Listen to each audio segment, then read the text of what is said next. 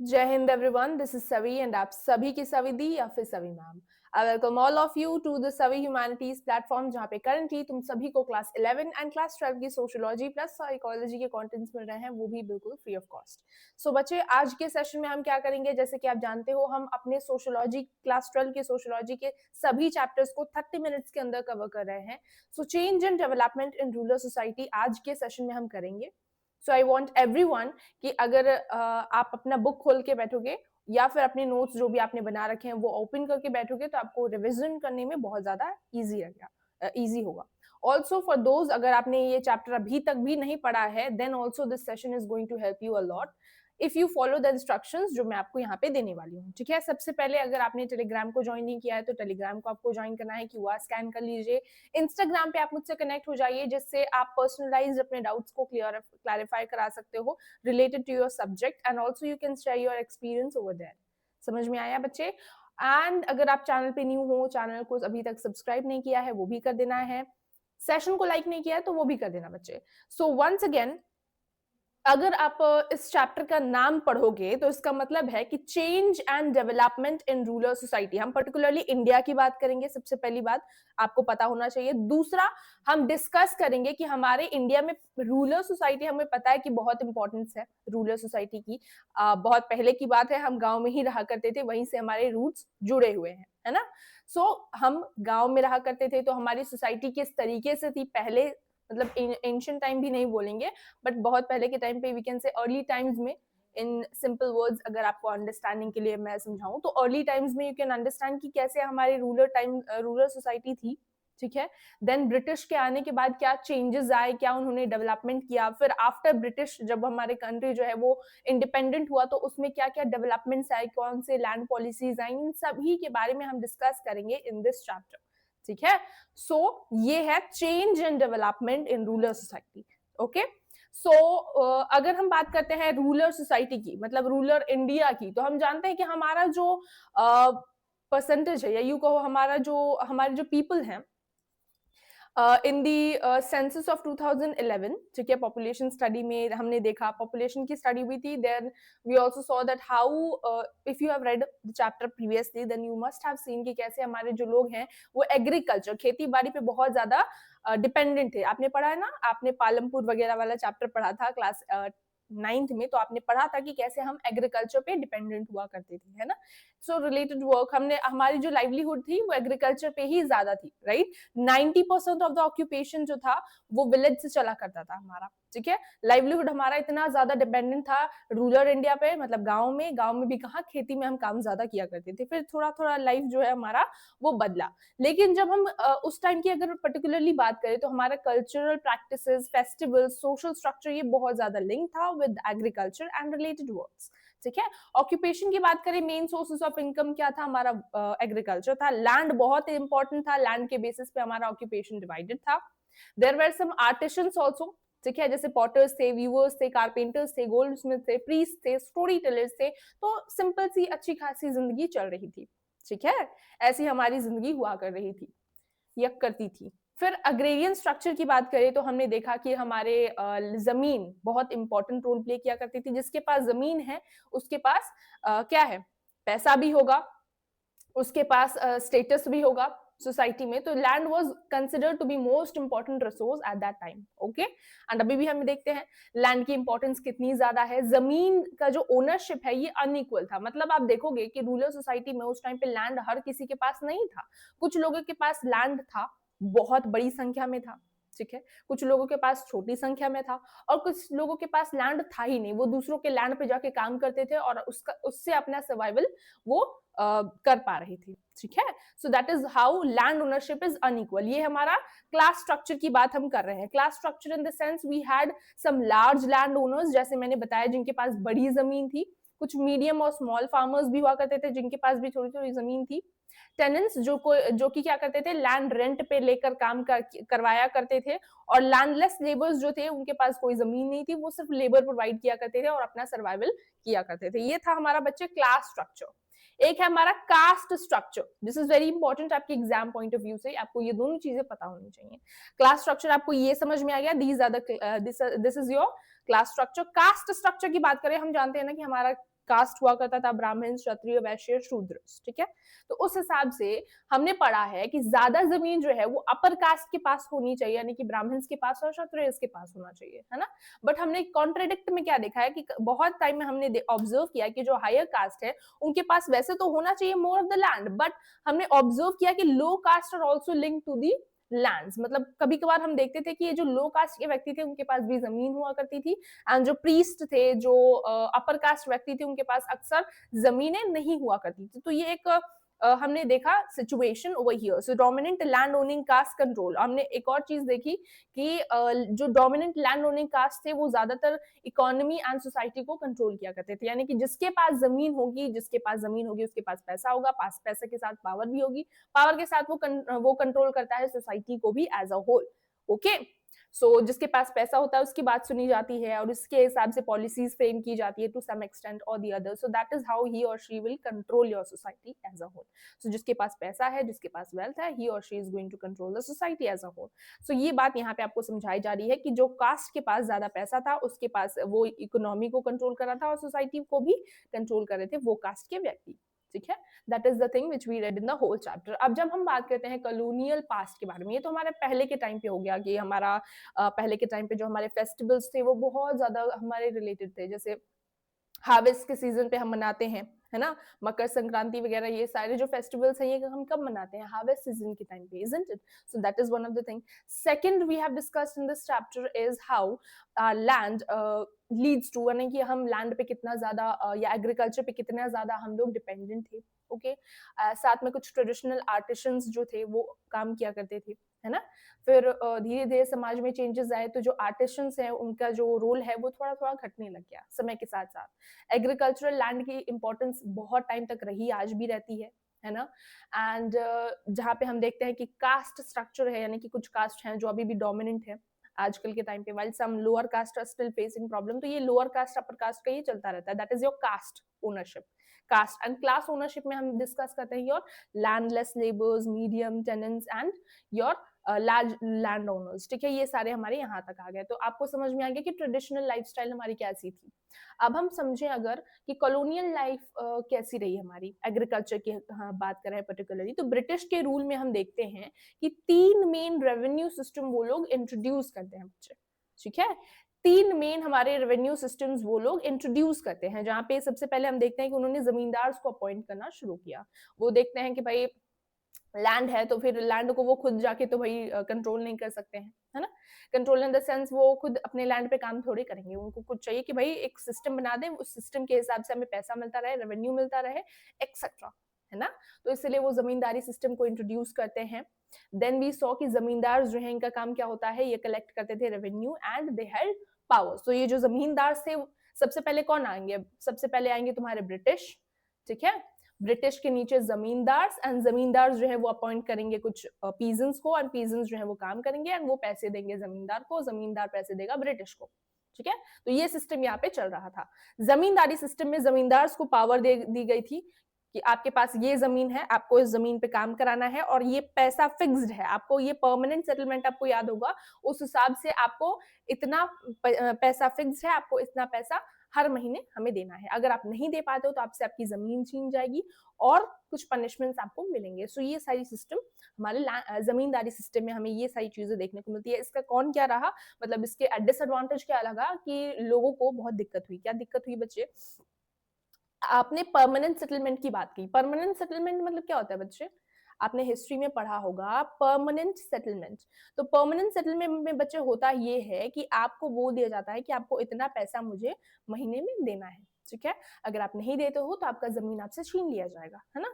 सो इसके लिए अब आपको मैंने ये बोल दिया तो आपको कैसे भी पैसे मुझे इतने एक महीने में इतने पैसे फिक्स पैसे आपको देने पड़ेंगे। तो ये जो जमींदार है इनके ऊपर प्रेशर आ गया कि भाई अगर मैं इतना पैसा ब्रिटिश को नहीं पे करूंगा तो फिर मेरे से जमीन ले लेंगे, मेरे से मेरा पावर छीन लेंगे। तो अब जो जमींदार हैं वो पीजेंट्स पे थोड़ा हार्श हो गए, ठीक है। अगर क्रॉप फेलियर हो जाता था because of the environment issues और अदर इश्यूज तो फिर भी उनको कर्ज वर्ज लेके कहीं ना कहीं से उन्हें पे करना पड़ता था पैसा। तो ये जो पीजेंट्स है वो बहुत ज्यादा परेशान हुए जमींदारी सिस्टम में, बहुत बहुत ज्यादा। जैसे कि अगर मैं आपको एक एग्जांपल बताऊं शॉर्ट, तो एक बात की बात है, एक कलेक्टर था, जमींदार ही समझ लो, ठीक है। तो वो जमींदार जो है वो ब्रिटिश से पूछता है कि पीजेंट्स जो हैं वो इस बार पैसे पे नहीं कर पाएंगे बिकॉज लैंड की ये समस्या है, जमीन में कुछ प्रॉब्लम्स हो गई हैं। तो ब्रिटिश क्या कहते हैं कि आपके पास घास है फील्ड में, आपको पता है आपके पास घास है, तो आप उस घास को भी बेच के खाने को पैसे नहीं है तो आप घास भी खा सकते हो, घास को बेच के पैसा दो, लेकिन हमें पैसा दो। सो दे डोंट केयर अबाउट कि पीजेंट्स की क्या कंडीशन है, they want what is your money, है ना। तो ये कंडीशन हम उस टाइम पे देख रहे थे जमींदारी सिस्टम में। तो इतना हार्श था, इसलिए पीजेंट्स जो है वो भागने लगे, फॉरेस्ट में चले जाते थे, etcetera etcetera. So this was the disadvantage, ठीक है।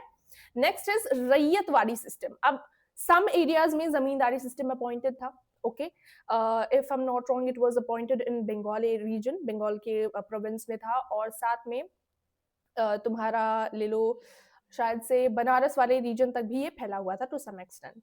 सो Ryotwari system is the next one, जहां पे हम देखते हैं रैयत। रैयत कौन होता है बच्चे? रैयत मतलब वो पीजेंट्स जिनके पास होता है some part of the land, ठीक है।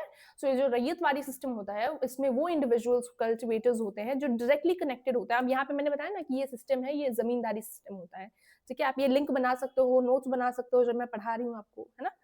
तो that will be more helpful for you. अगर आप फर्स्ट टाइम चैप्टर पढ़ रहे हो तो चीजों को समझो और नोट डाउन करते रहो। ऐसा नहीं कि मैं बोलते जा रही हूँ पढ़ाते जा रही हूँ, आप लोग कुछ मतलब कर ही नहीं रहे हो, है ना।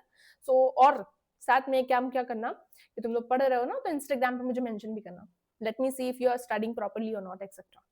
सो what I am saying is Ryotwari system क्या होता है बच्चा?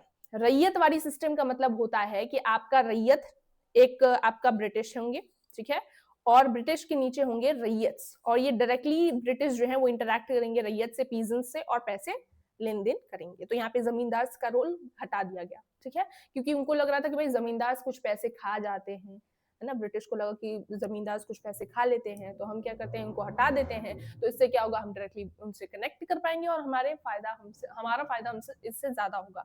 बेसिकली ये Ryotwari system mainly south India में था, ठीक है, and some parts of the north India में हम इसे फॉलो होते हुए देखते हैं। इंडिविजुअल्स कल्टिवेटर्स जो हैं डायरेक्टली कनेक्टेड होते हैं with the state, with the British, and they were paying the what, revenue, ठीक है। बट ये नहीं है, ये जमींदारी से थोड़ा सा हार्श कम था, बट इसके भी कुछ डिसएडवांटेज रहे हैं। नेक्स्ट है तुम्हारा महलवाड़ी सिस्टम, जहां पे हम देखते हैं कि विलेज कम्युनिटी जो है वो पे करती थी डायरेक्टली, ठीक है। महलवाड़ी में महल होता है जहां पे पर्टिकुलर विलेजेस होते हैं, उस हिसाब से village wise they were collecting the revenue. So ये जो तीनों सिस्टम थे ना, इससे क्या हो रहा था, increase taxation, indebtedness and land alienation. इससे हमें क्या डिसएडवांटेज तीनों में देखने को मिले? पहला, इससे टैक्सेशन बहुत ज्यादा हार्श हो गया और बढ़ा। दूसरा, इंडेप्टनेस हुआ। इंडेप्टनेस मतलब हम देखते हैं कि जो पीजेंट्स रहे, रैयत्स रहे, पीजेंट्स रहे, इन्हें क्या करना पड़ता था, कर्ज लेना पड़ता था, क्योंकि ये उतना टैक्स पे नहीं कर पा रहे थे, तो इन्हें क्या करना पड़ा था, कर्ज वर्ज कहीं से ले दे के आपको पैसा रेवेन्यू दे रहे थे। तो ये गरीबी बढ़ रहा था इससे, है ना। लैंड एलिनेशन हो रहा था, आप अपने जमीन से एलिनेट हो रहे थे, बहुत खराब आपको फील हो रहा था, पॉवर्टी बढ़ रही थी, इस टाइप की तमाम तरीके की प्रॉब्लम्स फेस करनी पड़ी because of in that time period. समझ में आ रहा है बच्चे? Next we will be discussing about कि जब ब्रिटिशर्स चले गए ना, जब हमारे कंट्री को छोड़ के चले गए, जब हमारा कंट्री आजाद हो गया, इंडिपेंडेंट हो गए हम, तब क्या होता है, लैंड रिफॉर्म्स आते हैं आफ्टर इंडिपेंडेंस, ठीक है। लैंड रिफॉर्म्स आते हैं 1947 के बाद। इंडिया जो देखता है, इंट्रोड्यूस करता है, बेसिकली वो देखता है कि काफी लैंड में बहुत सी एग्रीकल्चर से रिलेटेड काफी इनइक्वालिटीज फैल रही हैं, लैंड से रिलेटेड काफी ज्यादा इनइक्वालिटीज हैं, कुछ प्रॉब्लम्स हैं। So what they decided is that there is need of land reform. So land reforms आता है, कौन से ईयर में आता है बच्चे? Everyone will be writing in the comment section कौन से ईयर में हमारा लैंड रेवेन्यू लैंड रिफॉर्म्स आता है बच्चे, ठीक है। तो पहला रिफॉर्म क्या आता है, अबॉलिश किया जाता है जमींदारी सिस्टम। आप बोलोगे कि मैम जमींदारी सिस्टम तो आपने कहा था कि अबॉलिश हो गया था, रैयतवाड़ी सिस्टम आ गया था। मैंने बोला क्या अभी, अगर आप ध्यान दोगे, मैंने बोला कि जमींदारी सिस्टम था, ठीक है, रैयतवाड़ी सिस्टम ज्यादा बेनिफिशियल था। लेकिन one more thing I told is, south India में ज्यादा था, नॉर्थ इंडिया में कम था। जमींदारी सिस्टम ही मोस्ट ऑफ द प्लेसेस में फॉलो किया जाता था, ठीक है। एंड ये ज्यादा देखने को मिलता था then that of the what, Ryotwari system, ठीक है। सो अबॉलिश, अभी हम देखते हैं कि इंडिपेंडेंट इंडिया में भी काफी जगहों पे जमींदार अपॉइंटेड थे, तो उनको फुल्ली ऑफिशियली रिमूव किया गया बच्चे। एंड रिमूव किया गया ताकि जमींदार सटेंगे तो जो जमीन है वो फार्मर्स को मिलेगी, लेकिन आ गए इंटरमीडिएरीज बीच में। फिर इंटरमीडिएरीज जो है वो बीच में आते हैं, उनके पास जमीन चली जाती है, पावर चली जाती है, तो यहाँ पे ये थोड़ी सी इम्प्लीमेंटेशन में इश्यूज आती हैं कि रिमूव किया इन्हें तो इंटरमीडिएरीज आ जाते हैं between farmers and the state, ठीक है। So the system is still not just और equal over here, that is one of the thing. Tenancy reforms आते हैं। टेनेंसी रिफॉर्म्स मतलब टेनेंट्स जो होते हैं वो रेंट पे जमीन लेते हैं, ठीक है। वो जमींदार हैं, अब जमींदार के पास बहुत ज्यादा जमीन है, ठीक है, बहुत ज्यादा जमीन है, तो आधा पार्ट उसने क्या दे दिया, रेंट में दे दिया टू द टेनेंट्स। अब ये जो टेनेंट्स हैं ये अपॉइंट करते थे कुछ लोगों को और जमीन पे काम कराते थे और यहाँ से रेवेन्यू कलेक्ट करते थे। तो जो टेनेंट्स हैं उनको कुछ जगहों पे प्रोटेक्शन दिया गया, ठीक है, वाइल सम एरियाज में इन्हें अबॉलिश कर दिया गया। टेनेंसी रिफॉर्म्स लाने में ये चीजें हम देखते हैं, ठीक है। थर्ड चीज जो हमने देखी वो है लैंड सीलिंग। बच्चे ये बहुत बहुत इंपॉर्टेंट है आपके एग्जाम पॉइंट से, ठीक है। This is important and this also is very important which we discussing right now, ठीक है। सो जो लैंड रिफॉर्म्स में तीसरा आता है वो होता है लैंड सीलिंग, जहां पे हम क्या देखते हैं, क्या कि गवर्नमेंट बोलती है कि आप इतना परसेंट ऑफ द जमीन, आपके पास इतना जमीन है तो आप इतना परसेंट ऑफ द जमीन ही रख सकते हो, ठीक है। तो लिमिट्स लगाती है on the land ownership surplus land पे टू गिव द लैंडलेस, यानी कि ये लिमिट्स क्यों, लैंड सील क्यों किया जाता है, आपके पास इतनी जमीन है, मतलब वो डिसाइड करता है कि हर एक व्यक्ति के पास इतना से ज्यादा इतना परसेंट ऑफ द जमीन से ज्यादा नहीं होना चाहिए, अगर है तो that land will be given to those जो कि लैंडलेस पीपल है, लैंडलेस फार्मर है, ठीक है। So that was one of the policy we can say, ठीक है, या रिफॉर्म। बट हम देखते हैं क्या कि जो लैंड, अब आपके पास पावर है, आपको पास बहुत सारा पावर है, तो क्या आप चाहोगे कि आपका पावर आपसे छिन जाए? आप पूरी कोशिश करोगे कि मेरे से मेरा पावर ना छीना जाए, तो वही यहाँ पे किया जाता है। किसी पर्सन के पास बहुत ज्यादा जमीन होती है तो वो आधी जमीन अपने वाइफ के नाम पे करके उससे पहले डिवोर्स दे देता है, फिर उसको जमीन दे देता है, उसके नाम पे जमीन चढ़वा देता है और उसके साथ रह रहा होता है, ठीक है। So that is kind of, मतलब इस तरीके से बेनामी ट्रांसफर्स किए जाते हैं और लैंड को कहीं ना कहीं, जैसे नौकर को नाम पे जमीन कर दी, इसके नाम पे, उसके नाम पे, रिश्तेदारों के नाम पे जमीन कर दी, ताकि जमीन हमारे पास रहे, किसी और के पास ना जाए। सो ये पॉलिसी का पूर्ण इम्प्लीमेंटेशन हमें देखने को मिलता है, सिर्फ इसी का नहीं बट अदर पॉलिसीज के भी, मतलब ये जो रिफॉर्म्स रहे इसके कुछ सही इम्प्लीमेंटेशन की, मतलब इम्प्लीमेंटेशन की प्रॉब्लम रही बच्चे इस रिफॉर्म्स में, ठीक है। रूरल स्ट्रक्चर अभी भी इनइक्वल, मतलब पॉवर्टी क्यों है, बिकॉज कुछ रिफॉर्म्स है, जो पॉलिसीज हैं वो नीचे तक नहीं पहुंच रही है, क्यों नहीं पहुंच रही, that is a matter of question. Next आ जाओ ग्रीन रेवोल्यूशन पे। 1960s और 70s के आसपास ग्रीन रेवोल्यूशन आता है, जहां पे हम क्या देखते हैं, ग्रीन रेवोल्यूशन का मतलब क्या होता है बेसिक लेवल से समझे बच्चे, तो ग्रीन हरा हरा रेवोल्यूशन, अब इसे हिंदी में क्या बोलते हैं ये आप कमेंट सेक्शन में लिखोगे, ठीक है। सो ग्रीन रेवोल्यूशन में मतलब होता है कि आपके एग्रीकल्चर में कुछ रेवोल्यूशंस आते हैं, ठीक है। यहाँ पे आप मतलब आप खेती बाड़ी कर रहे थे, ठीक है, पुराने फावड़े वगैरह का इस्तेमाल करके, लेकिन अब ग्रीन रेवोल्यूशन में आप नई टेक्नोलॉजीज का इस्तेमाल करते हो इन दी एग्रीकल्चरल प्रोसेसेस, जहाँ पे आप HYV सीड्स यूज करोगे, इरिगेशन यूज करोगे, आप फर्टिलाइजर्स एंड पेस्टिसाइड्स को यूज करोगे, tractors even if you are using, so this all things comes under your green revolution, जहाँ पे आप टेक्नोलॉजी वगैरह का इस्तेमाल करके फूड प्रोडक्शन को बढ़ाने की कोशिश कर रहे थे, ठीक है। तो ये सारी चीजें, ये सारी टेक्नोलॉजीज का इस्तेमाल हम देखते हैं कि शुरू हो जाता है। पॉजिटिव चीज क्या आती है, इंडिया जो है वो डिपेंडेंट था, कुछ टाइम के लिए वो डिपेंडेंट हो गया था, but we saw that it increase the food grain output, reduce hunger, यानी कि जो पॉवर्टी है, जो हंगर है बेसिकली उसको रिड्यूस करता है और फूड ग्रेन आउटपुट को इंक्रीज करता है। मतलब India for the first time we have seen that it became what it became self-sufficient in terms of the food production, isn't it? So that we have read in the chapter. Negative social consequences की बात करें बच्चा, so हम देखते हैं कि rich farmers benefit हो रहे थे इससे। ये बहुत इंपॉर्टेंट है आपका ग्रीन रेवोल्यूशन के लिए कि आपके नेगेटिव या सोशल सीक्वेंस कॉन्सिक्वेंसेस क्या रहे। तो सबसे पहले हम देखते हैं कि जो रिच फार्मर्स है, जिनके पास जमीन ज्यादा थी और पैसे थे, वही ज्यादा टेक्नोलॉजीज का इस्तेमाल करके अपना प्रोडक्शन कर पाते हैं और प्रॉफिट जनरेट कर पाते हैं। तो रिच फार्मर्स जो है उनका बेनिफिट ज्यादा होता है, स्मॉलर्स का बहुत कम होता है, और जिनके पास लैंड नहीं थी उनका तो कुछ नहीं हो सकता, है ना। तो small marginal farmers often left out. मतलब इनके पास जो कि जिनके पास इतना अफोर्ड करने का पैसा नहीं था वो पीछे छूट गए। इंक्रीज इनइक्वालिटी, इससे इनइक्वालिटी बहुत ज्यादा बढ़ गई रीजन टू रीजन और फार्मर्स टू फार्मर्स, ठीक है। यानी कि कुछ रीजन्स जहाँ पे इरिगेशन की फैसिलिटीज बहुत ज्यादा थी वहां पे ही हमने देखा इनिशियल फेज में कि वहां पे ग्रीन रेवोल्यूशन का फायदा ज्यादा मिला, है ना। जिन रीजन्स में इरिगेशन की फैसिलिटीज बहुत ज्यादा नहीं थी तो वहां पे से लोग जो है वो माइग्रेट करके उन एरियाज में जाते थे जहाँ पे ग्रीन रेवोल्यूशन आ रहा था, है ना। सो ये सारी चीजें हमने पढ़ी थी। लेबर का शिफ्ट देखने को मिलता है, कैश वेजेस आते हैं, यानी लेबर शिफ्ट देखने को मिलता है ना। पहले लेबर्स का जो डिमांड है वो थोड़ा सा उसमें भी चेंजेस देखने को मिलता है। पहले जो था वो क्रॉप्स नहीं था, है ना। पहले पहले क्या बोलते हैं, कैश नहीं था इन द सेंस। हम लोग जो बार्टर सिस्टम टाइप्स का फॉलो कर रहे थे, ठीक है। Then we saw that currency का फॉर्मली यूज होना शुरू हो गया with this green revolution. It replace the traditional payments. So these are some of the changes which we observe. Patronage से यू कैन से पैट्रोनेज था पहले, है ना, between the land the labours and the land owners. लेकिन ये जो relation था patronage का वो चेंज होकर डिस्क्रिमिनेटरी हो गया, जहाँ पे आप पहले क्या किया करते थे, जैसे कोई लेबर है मान लो, ठीक है, ये जमींदार है या लैंड ओनर है जिसके पास जमीन है, ये हो गया तुम्हारा कोई पुअर पीजेंट, ठीक है। तो पहले क्या हुआ करता था बच्चा कि ये जो पीजेंट है ये काम करेगा और ये जो है ये इंश्योर करेगा कि इसके घर में खाना पानी आता रहे, ठीक है।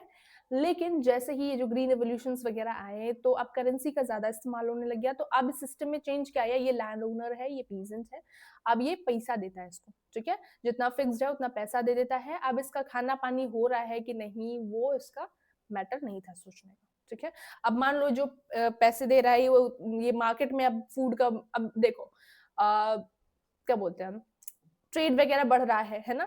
सो मार्केट कॉम्पिटिशन वगैरह आ रहा है, प्राइस का भी फ्लक्चुएशन हो रहा है ना। तो जो पैसा आप दे रहे हो जरूरी तो नहीं है कि इस पैसे से आपका खाना पीना मतलब फुलफिल हो पाए।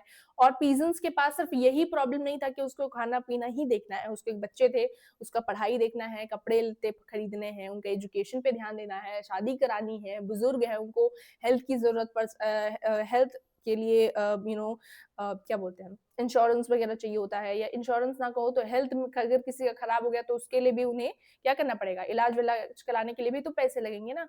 तो पहले जो रिलेशन था between the land owners and the peasants was कि ये रिलेशन जो था ये खाने पीने का ध्यान रखते थे, अगर कुछ हेल्प चाहिए तो बीच बीच में दे दिया करते थे।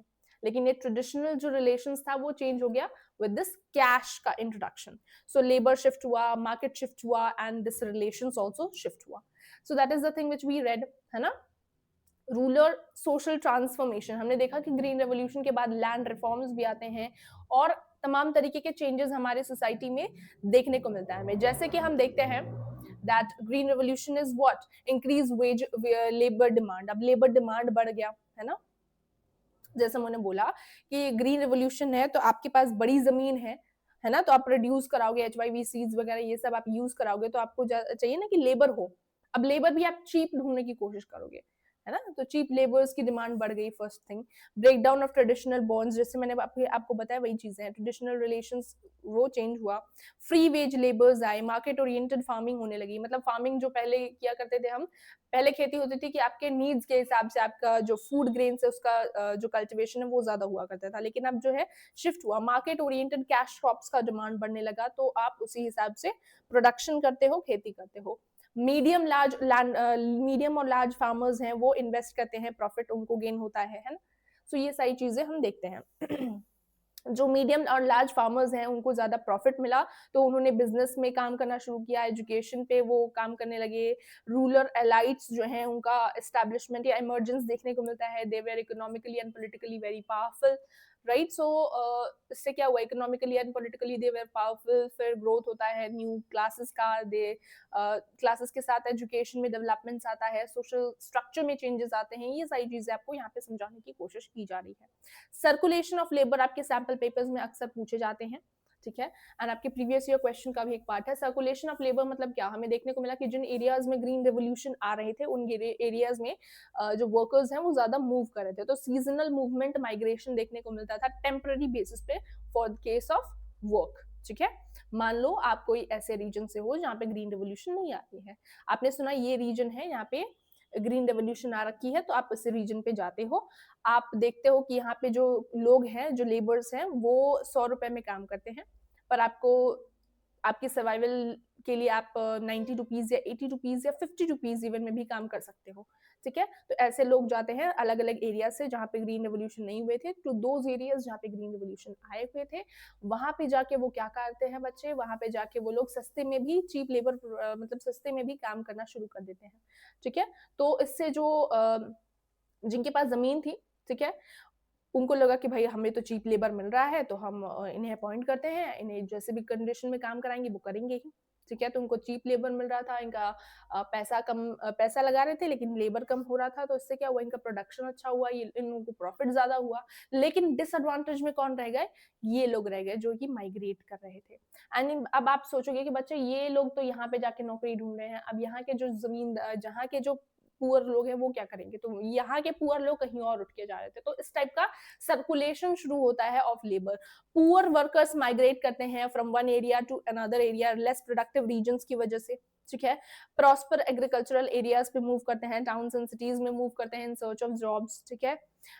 नाउ हमने देखा एक और चीज हमने डिस्कस की मेन विच वाज कि सर्कुलेशन ऑफ लेबर के अंदर ही हमने डिस्कस किया एक ऐसा पॉइंट जहां पे हमने पढ़ा कि कैसे जो 1 सेकेंड सो कैसे जो लेबर्स हैं उनका कंडीशन था in the society like for instance we saw कि कैसे जॉब रिक्रूटमेंट हो रहा था इनका है ना जॉब रिक्रूटमेंट कैसे हो रहा था वो हमने स्टडी किया था तो वी हैव रेड कि इन्हें जॉब मिल रहा था हाउ जॉबर्स के थ्रू ये वैसे ये वाला फैक्ट्री वाले पोर्शन में है ना नेक्स्ट चैप्टर में आप मेनली रीड करोगे इसको बट यहाँ पे अगर आपको मैं शॉर्ट में बताऊं तो यहाँ पे वी वर रीडिंग अबाउट की जॉब रिक्रूटमेंट कैसे होती थी तो एडवर्टाइजमेंट के थ्रू ये अपना काम करते थे ठीक है इनके काम को एडवर्टीजमेंट के तरह ही लिया जाता था okay then we saw that how जो जैसे मान लो मैंने बताया कि आपको कि ये एक रीजन से उठ के दूसरे रीजन पे काम करने के लिए जा रहे थे तो इनकी कंडीशन खराब होती जा रही थी मतलब पॉवर्टी बहुत बढ़ रही थी अब ये लोग दूसरे रीजन पे जा रहे हैं ये जो पर्सन है वो इस रीजन से उठ के यहाँ जा रहा है तो इसकी फैमिली यहाँ पे है इसकी वाइफ यहाँ पे है तो अब जो वुमेन्स जो है वो एग्रीकल्चर में चली जाती हैं ठीक है सो ये चेंजेस हमें देखने को मिला फिर ये जो लोग हैं ये इन्होंने इस एरिया में जाके काफी ज्यादा ऑपरेशन फेस करते हैं बहुत खराब कंडीशन में इन्हें काम करना पड़ा एंड इन्हें एक प्रॉपर परमानेंट जॉब भी नहीं मिलता था they were just recruited in the sense temporary basis पे इन्हें रिक्रूट कर रखा था है ना सो तमाम तरीके की प्रॉब्लम्स इन्होंने झेली एंड सरवाइव कैसे कैसे कर पाए ये चीजें हमने यहाँ पे मेनली डिस्कस करा है okay next thing which we will be discussing over here is globalization liberalization and rural society 1990s का आपको याद होगा एलपीजी का पॉलिसी आता है ठीक है ऐसे शॉर्ट में एलपीजी कहते हैं जहाँ पे हम देखते हैं कि इंडिया ने ओपन किया अपने मार्केट्स को ठीक है क्यों ओपन किया बच्चा वो आपको पता होना चाहिए इंडिया जो है वो काफी इश्यूज फेस कर रहा था ठीक है ऐसे इश्यूज जहाँ पे हमें क्या करना पड़ा अपने मार्केट को खोलना पड़ा because we were taking some money from international organization so that was the condition but in short अगर मैं बोलूँ एलपीजी पॉलिसीज में क्या होता है इंडिया ने अपने मार्केट्स को ओपन किया एंड ज्वाइन किया ग्लोबल ट्रेड को पहले इंडिया ने अपने मार्केट को बंद रखा था तो इसलिए कंपटीशन वगैरह कुछ खास था नहीं ठीक है लेकिन जैसे ही मार्केट ओपन होती है तो दूसरे जो कंट्री के लोग हैं वो देखते हैं कि भाई इंडिया में मार्केट आ गया तो अपने प्रोडक्ट्स को यहाँ पे सेल करना शुरू करते हैं ठीक है तो अब हमारे फार्मर्स ऑलरेडी थे एंड बाहर से दूसरे लोग आते हैं अपने सामान को क्या करते हैं बेचने लग जाते हैं तो यहाँ से देखते हैं हम कंपटीशन बढ़ता है between the farmers large companies जो हैं वो अपने सीड्स सेल कर रही थी फर्टिलाइजर्स एंड पेस्टिसाइड्स को मतलब सेल कर रही थी है ना कॉस्ट जो है वो रोज हो रहे थे प्रॉफिट्स जो है वो बहुत फार्मर्स को मिले बहुत को नहीं मिले ठीक है we also saw many important things like हमने देखा कि एमएनसीज आ रहे थे मल्टीनेशनल कॉर्पोरेशंस कंपनीज आ रही थी बेसिकली वो क्या करने लग जा रही थी वो अपने पेस्टिसाइड्स वगैरह को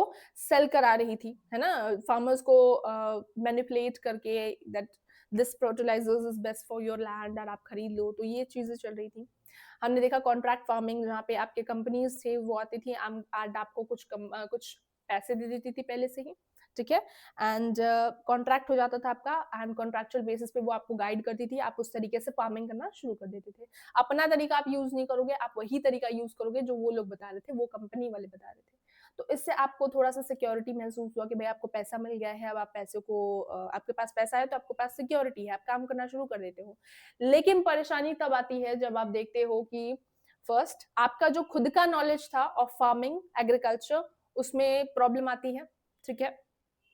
बोर्ड एग्जाम में आपके सवाल बनते हैं, इसलिए मैं ये लाइन आपको बता रही हूँ, ठीक है। तो आपको पता होना चाहिए कि जो ऑर्गेनिक नॉलेज था for related to your agriculture, वो उसका डिक्लाइन हमें देखने को मिलता है, ठीक है। सेकंड हम देखते हैं कि कॉन्ट्रैक्ट फार्मिंग से हम देखते हैं कि कैश क्रॉप्स पे ज्यादा इन्वेस्ट किया जाता है। तीसरा हम देखते हैं कि ये जो कॉन्ट्रैक्ट फार्मिंग है, इससे अगर कॉन्ट्रैक्ट के बेसिस पे अगर कॉन्ट्रैक्ट चल रहा है, मान लो वो पर्सन बोलता है कि आप इस चीज की खेती कीजिए और फिर खेती फेल हो जाती है और समथिंग एल्स, तो they are not going to support you.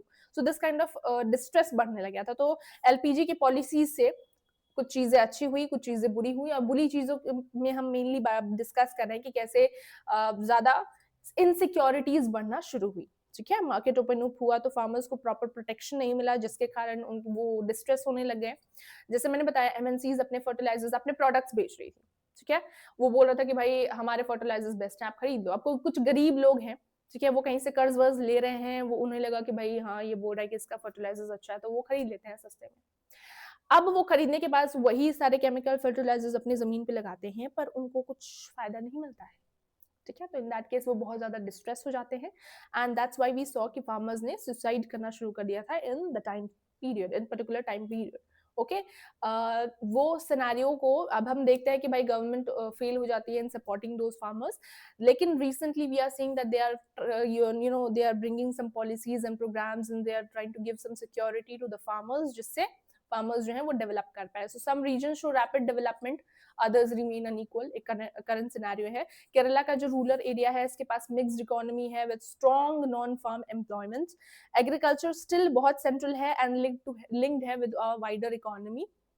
ये कुछ की टर्म्स हैं, वो आप रीड कर सकते हैं बच्चे, ठीक है, आपके एग्जाम के लिए बहुत इंपॉर्टेंट है। रूरल इंडिया बेसिकली क्या हम देखते हैं इसमें कि चेंज होता है ड्यू टू लैंड रिफॉर्म्स, ठीक है। मतलब रूरल एरियाज में काफी सारे चेंजेस आते हैं from the colonial times, from not only colonial times, early time से कॉलोनियल टाइम्स से हमारे इंडिपेंडेंट इंडिया तक। हमने तीनों जर्नी डिस्कस की, हमने देखा कि कैसे ग्रीन रेवोल्यूशन, ग्लोबलाइजेशन ने इनइक्वालिटी को एंड अग्रेरियन डिस्ट्रेस को भी बढ़ाया है, जिससे की चैलेंजेस जो अग्रेरियन डिस्ट्रेस है वो अभी भी रहता है। बच्चे ये है कुछ तुम्हारे एमसीक्यूज जो कि मैंने आपको प्रोवाइड किए हैं। आपको ये सेशन देखने के बाद इंश्योर करना है कि आप टेलीग्राम पे जाके असर्शन, रीजन, एमसीक्यूज और आप जो लॉन्ग क्वेश्चंस आप उन्हें रीड कर रहे हो, ऑल्सो दैट आप पूरा का पूरा पीपीटी भी रीड आउट कर रहे हो, जिससे आपको ज्यादा अंडरस्टैंडिंग होगी। अगर आपने चैप्टर नहीं पढ़ा है, आपने सेशन देख लिया, well and good, you have to read the PPT, जैसे मैंने आपको बताया, जो भी है सब चीजें अपने अच्छे से रीड कीजिए। कोई भी डाउट आता है आप इंस्टाग्राम पे रीच आउट कीजिए, कमेंट सेक्शन में रीच आउट कीजिए। Also don't forget to join the Telegram, जहाँ पे आपको नोट्स मिलेंगे एंड चैनल रिलेटेड अपडेट्स भी मिलेंगे।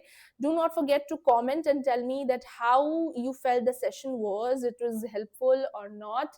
एंड ऑल्सो सेशन को अगर अभी तक लाइक नहीं किया है तो फटाफट से कर दीजिए। चैनल पे न्यू हो, चैनल को सब्सक्राइब नहीं किया है तो वो भी करना है बच्चे, ठीक है। टिल देन मिलेंगे हम नेक्स्ट सेशन में।